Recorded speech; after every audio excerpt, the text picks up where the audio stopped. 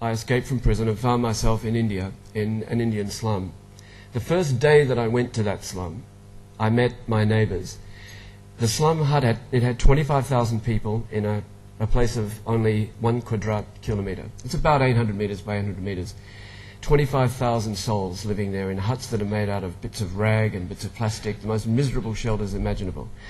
And as I met my neighbours and put my backpack with my things into my little hut with its earthen floor, my neighbours were there and I was shaking hands, and someone looked up and said, "You know, it is a fire, I believe." And we looked up and saw wisps of smoke erupting into a wall of flames, and the men rushed toward this thing. Excuse me. I watched this wall of flames devouring the huts in front of it as it advanced toward us, driven by the sea breeze, which is on the edge of the slum.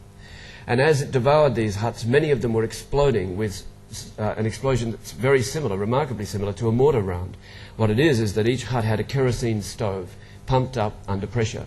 And as the flames consumed the stoves, they would explode. And bits of metal and so on, shrapnel, were being flung about. People were being cut and burned. There was screaming. Animals were screaming, children, people.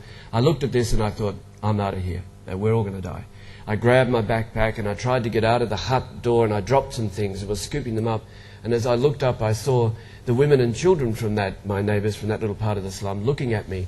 And I could hear their minds. I knew what these women were saying. They were saying, look at this big, strong foreigner, this big, strong Gora running away from the fire. And our skinny little Indian guys are running to the fire to put it out. And I read this so clearly and went, oh, shit. Put the stuff back in the hut and ran to the fire. And we fought and we put the fire out.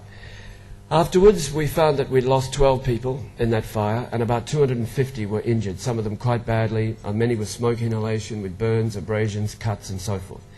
I had a very big, comprehensive first aid kit in my backpack. I pulled it out and started treating people. Around me, I could hear the word, doctor, doctor, doctor. And as I treated people up to midnight, they said, give the guy a break, he's got to sleep. So I went into my little hut and I lay down on the earthen floor of my hut. And when I woke up the next morning, there were 3 guys, my friends, squatting there looking at me.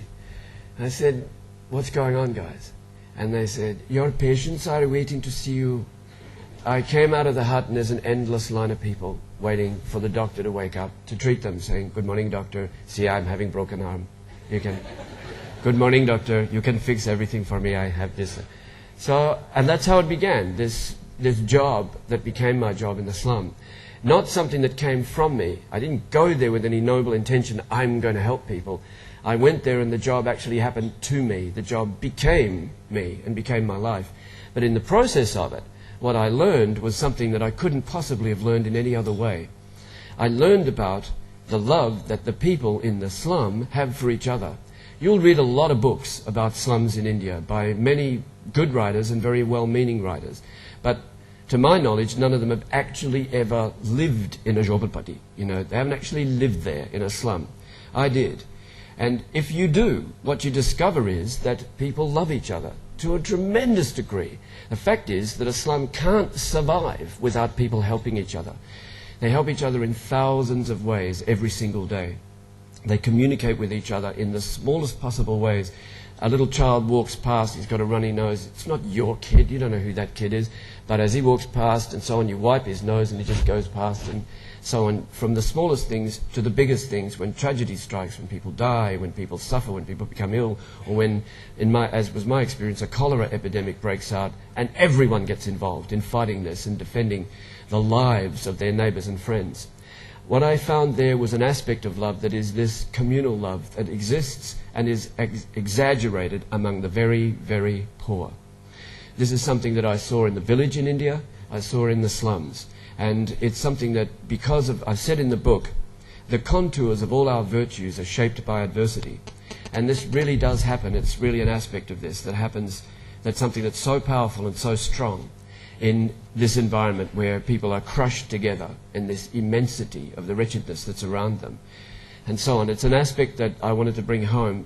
When you read these stories about the slums, please, they're well-meaning and they're good, but always bear in your mind and in your heart that the people there love each other. That's the most significant aspect that you see when you live there.